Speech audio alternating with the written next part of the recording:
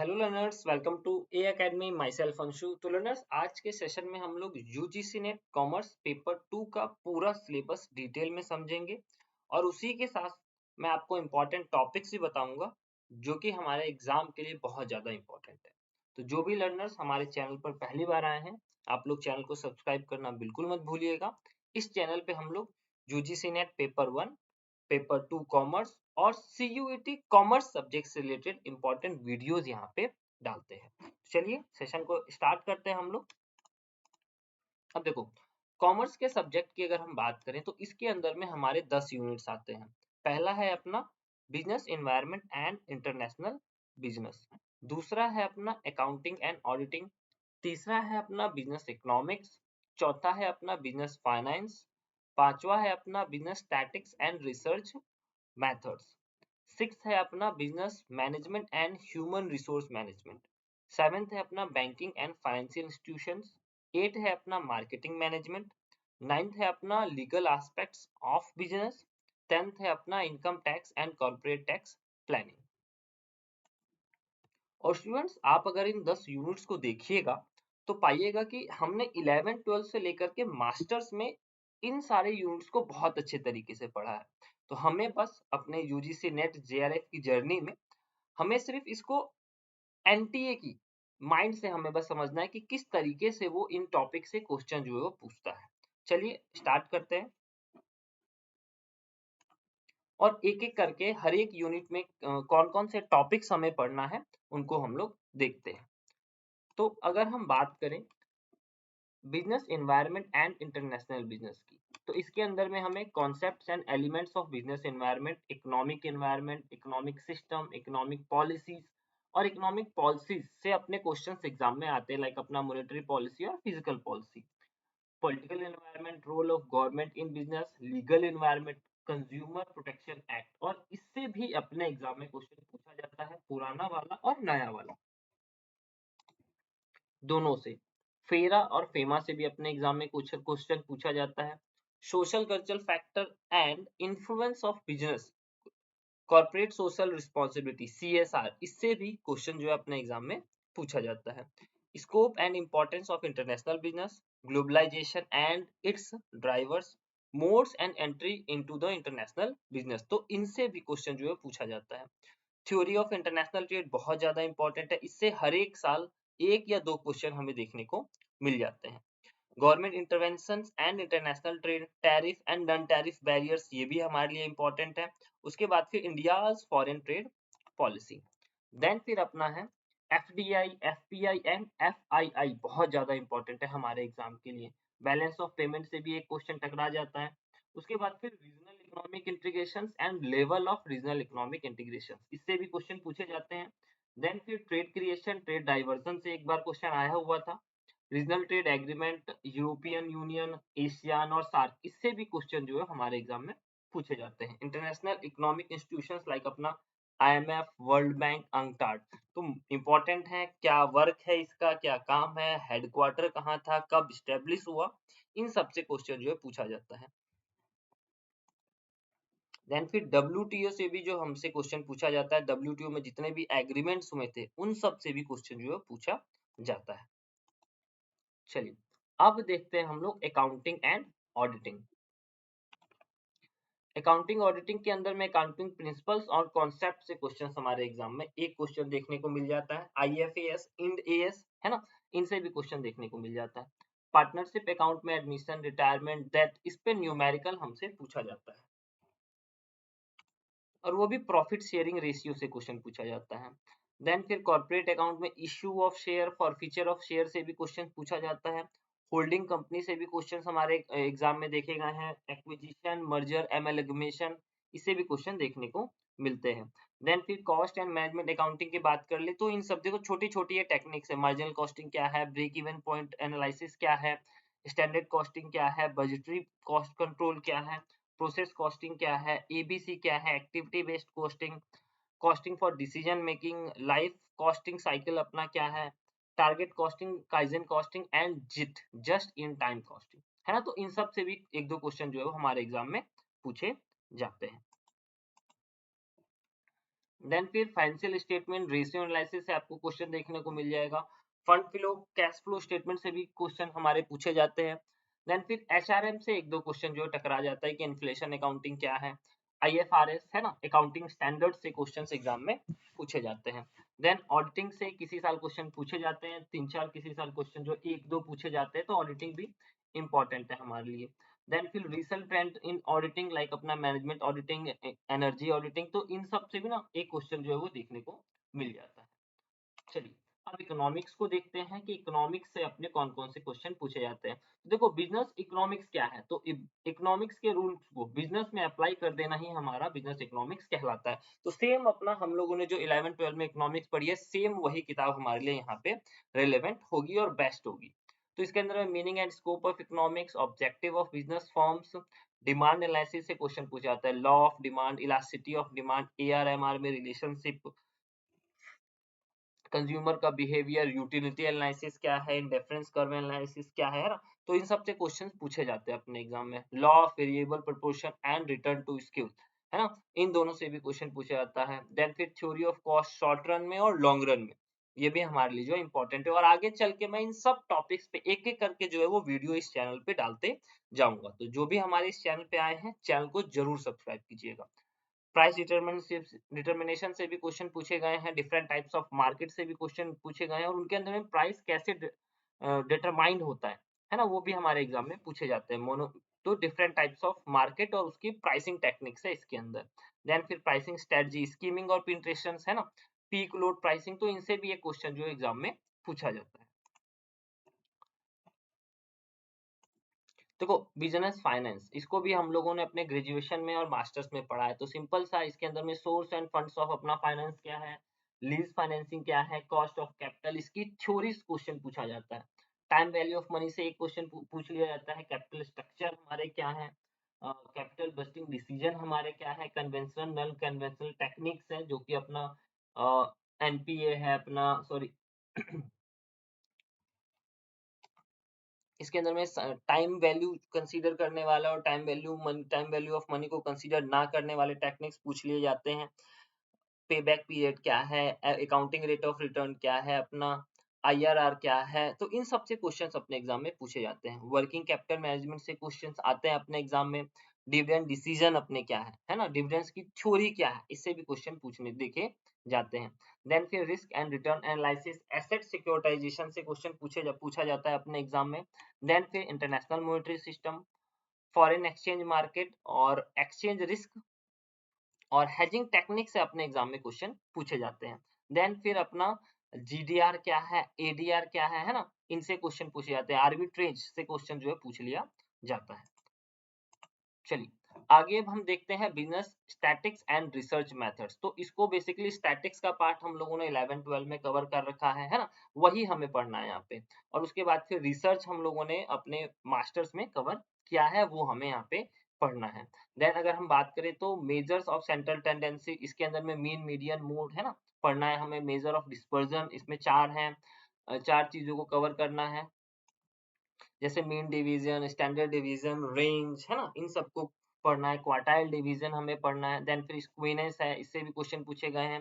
Correlation regression से question आते हैं अपने एग्जाम में। प्रोबेबिलिटी से एक क्वेश्चन पूछ लिया जाता है।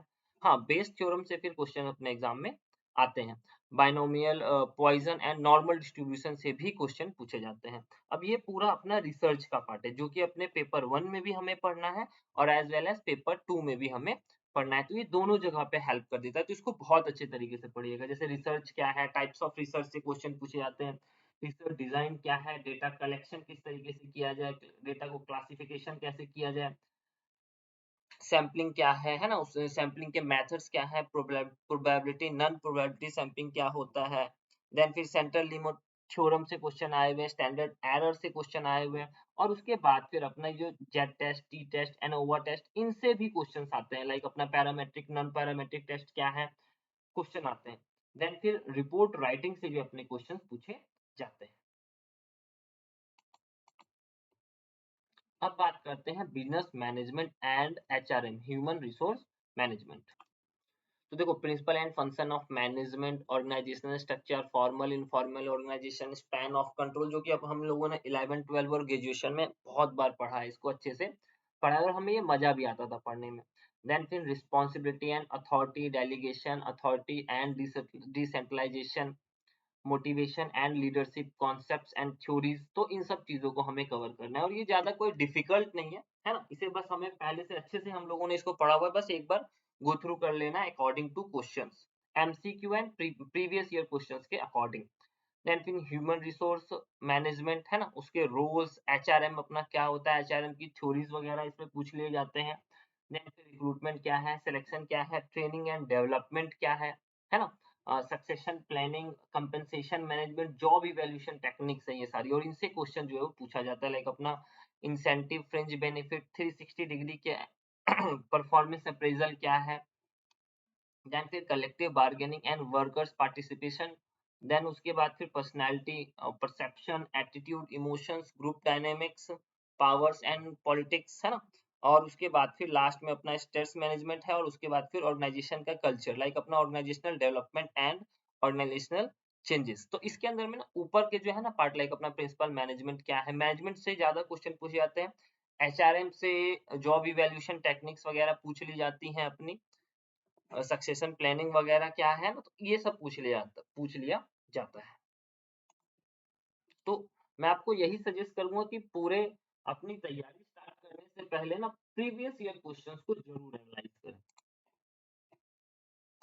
चलिए अब देखते हैं हम लोग बैंकिंग एंड फाइनेंशियल इंस्टीट्यूशन, सबसे बेस्ट है, सबसे इजी है अपना, है ना, इसमें हमें फैक्ट्स तो याद रखने हैं थोड़े से, कि कब कौन सा बैंक कब बना था, किसको कंट्रोल करता है, आरबीआई का क्या क्या वर्क है, तो ये सब हमें थोड़ा सा जो है इसमें लर्न करना होता है और समझना होता है बेसिकली, लाइक मॉनेटरी पॉलिसी किस तरीके से बनाई जाती है और उसका किस तरीके से उसके जो टूल्स हैं वो कंट्रोल करते हैं हमारे इकोनॉमिक एनवायरनमेंट को, हमारी इकोनॉमी को किस तरीके से कंट्रोल करते हैं, किस तरीके से जो क्वांटिटेटिव टूल्स है हमारे, लाइक अपना एसएलआर, एल सीआरआर जो है वो किस तरीके से हमारे इकोनॉमी पे उसका इम्पैक्ट पड़ता है, कैसे वो करेंसी को बढ़ा देता है, करेंसी के फ्लो को, देन किस तरीके से करेंसी के फ्लो को घटा दिया जाता है, तो ये सब हमारे लिए इंपॉर्टेंट। देन फिर देखो इंडियन फाइनेंशियल सिस्टम पूरा इंपॉर्टेंट है, types of bank, commercial bank, RRBs है ना, आरआरबी से क्वेश्चन आया हुआ है अपने एग्जाम में, फॉरेन बैंक, कोऑपरेटिव बैंक से क्वेश्चन पूछे गए हैं अपने एग्जाम में, रिजर्व बैंक बहुत ज्यादा इंपॉर्टेंट है, इसकी सब्सिडीज बहुत ज्यादा इंपॉर्टेंट है, मॉनेटरी पॉलिसी टूल्स मैनेजमेंट जो है हमारे लिए इंपॉर्टेंट। देन फिर बेसल नॉर्म से क्वेश्चन आए हुए हैं, एनपीए से क्वेश्चन अपने एग्जाम में पूछा गया है, नॉन परफॉर्मिंग एसेट से, financial market, money market, capital market, government securities market, that's are also important for us. Then फिर फाइनेंशियल इंस्टीट्यूशंस, डीएफआईज क्या है, एनबीएफसी क्या है, म्यूचुअल फंड्स क्या है, पेंशन फंड्स है क्या है ना, तो इन सब से भी क्वेश्चन जो है अपने एग्जाम में पूछा जाता है, टाइप्स ऑफ पेंशन फंड से क्वेश्चन पूछ लिया जाता है, फाइनेंशियल रेगुलेटर्स लाइक अपना आरबीआई है, देन फिर नबार्ड है, देन फिर अपना सेबी है ना, तो ये सब जो है रेगुलेट करते हैं, तो ये भी हमारे लिए इंपॉर्टेंट है। देन फिर financial sector reforms including financial inclusion, तो कितने रिफॉर्म्स हुए, नरसिम्हा कमेटी से क्वेश्चन पूछा गया, तो ये सब हमारे लिए इंपॉर्टेंट है। देन उसके बाद फिर नया जो मॉडर्नाइजेशन हुआ, डिजिटाइजेशन हुआ बैंकिंग का, उससे भी जो अपने डिजिटल टेक्निक्स है वो सब पूछ लिया जाता है, लाइक अपना स्कीमिंग क्या है, फिशिंग क्या है, एनईएफटी, आरटीजीएस, आईएमपीएस के बीच में क्या डिफरेंस है, पेटीएम बैंक्स कौन कौन से हैं, है ना, कब आया था, ये सब अपने एग्जाम में पूछ लिया जाता है। देन उसके बाद फिर इंश्योरेंस से बहुत कम क्वेश्चन जो है पूछे जाते हैं, तो फिर भी लेकिन ये हमारे लिए इंपॉर्टेंट है, इंश्योरेंस क्या है, types of insurance, life and non life insurance अपना क्या है ना, तो ये सब इंपॉर्टेंट। देन फिर अपना IRDA, insurance regulatory development authority से क्वेश्चन जो है पूछा जाता है। चलिए आगे देखते हैं हम लोग, और नेक्स्ट है अपना मार्केटिंग मैनेजमेंट, मार्केटिंग के अंदर में कॉन्सेप्ट्स एंड अप्रोचेस से क्वेश्चन पूछे गए हैं, मार्केटिंग चैनल से क्वेश्चन पूछा गया है, marketing strategy, planning, marketing segmentation, targeting, positioning, है ना, इससे क्वेश्चन जो है पूछे जाते हैं। देन फिर अपना इसमें जो हम लोग 4 P's पढ़ते हैं ना, product, price, place, promotion, then उसके बाद फिर 3 P है अपना जो कि सर्विस को रिगार्डिंग दिया गया था, तो ये सब हमारे लिए इंपॉर्टेंट जो आते हैं, लाइक अपना product decision, price decision, types of product क्या है, प्रोडक्ट लाइन से क्वेश्चन पूछा गया है, पीएलसी से प्रोडक्ट लाइफ साइकिल से क्वेश्चन पूछा गया है, न्यू प्रोडक्ट डेवलपमेंट का प्रोसेस क्या क्या है ना, तो इनसे क्वेश्चन जो है पूछे जाते हैं। और प्राइसिंग के अंदर में जो डिफरेंट प्राइसिंग स्ट्रेटजीज है, इससे क्वेश्चन अपने एग्जाम में पूछे जाते हैं। देन उसके बाद फिर प्रमोशन डिसीजन, प्रमोशंस की टेक्निक्स लाइक अपना advertising, different type techniques of advertising, sales promotion क्या है, ये सब हमारे लिए इंपॉर्टेंट। देन फिर distribution also important for us, channel management, logistics, supply chain are also management important for us. Then फिर consumer behavior is most important topic of this unit. We have to read consumer behavior process, factor influencing consumer behavior decisions. Then फिर service marketing क्या है, और उसके बाद फिर अपना CRM से क्वेश्चन जो है हमारे एग्जाम में पूछा जाता है। और different types of marketing like अपना social marketing, online marketing, green marketing, direct marketing are also important. Logistic management is also important for us. Logistic में हमें सप्लाई चेन के बारे में है और लॉजिस्टिक के बारे में अच्छे से पढ़ना है। देन उसके बाद फिर बात करते हैं हम लोग लीगल एस्पेक्ट्स ऑफ बिजनेस। तो ये पूरा अपना लॉ है, इंडियन कॉन्ट्रैक्ट एक्ट कब बना था, इसके अंदर क्या क्या सेक्शन थे, इंडियन कॉन्ट्रैक्ट एक्ट से अपना पार्टनरशिप एक्ट बाहर निकल के आया, सेल्स ऑफ गुड्स एक्ट बाहर निकल के आया, तो इसको हमें कवर करना है।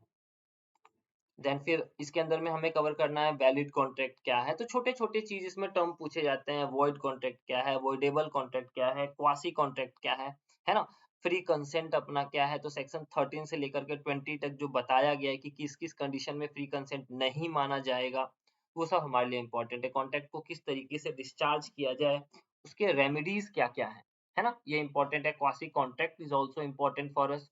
देन फिर स्पेशल कॉन्ट्रैक्ट एक्ट से अपने अंदर हम लोगों से पूछा जाता है यहाँ पे इंडेमनिटी के बारे में, गारंटी के बारे में, बेलमेंट, प्लेज है ना, कॉन्ट्रैक्ट ऑफ एजेंसी, तो ये सब भी हमारे लिए इंपॉर्टेंट है और इनसे भी क्वेश्चन जो पूछ लिया जाता है। अगर हम इसको ओवरऑल सबका मीनिंग समझ लेना अच्छे से, तो हमारे लिए इतना काम हो जाएगा। देन उसके बाद फिर सेल्स एंड गुड्स एक्ट है, जिससे अनपेड सेलर के राइट्स पूछ लिए जाते हैं अपने एग्जाम में। देन फिर कौन सी कैटेगरी को के गुड्स होते हैं, कितने टाइप्स के गुड्स होते हैं, है ना, ये भी हम पूछा गया है एग्जाम में। देन फिर doctrine of caveat emptor, doctrine of caveat venditor, right of unpaid sellers जो है वो इंपॉर्टेंट है, इससे क्वेश्चन पूछे जाते हैं। देन फिर negotiable instruments acts, types of negotiable instrument acts, है ना, तो इन सब से क्वेश्चन पूछे जाते हैं, लाइक अपना चेक, बीआर क्या है, डीआर क्या है, प्रोमिसरी नोट क्या है, इन सब से क्वेश्चन पूछे जो है वो जाते हैं। वेरिएबल चेक क्या है, कब पेमेंट होगा, ग्रेस ऑफ डे क्या है,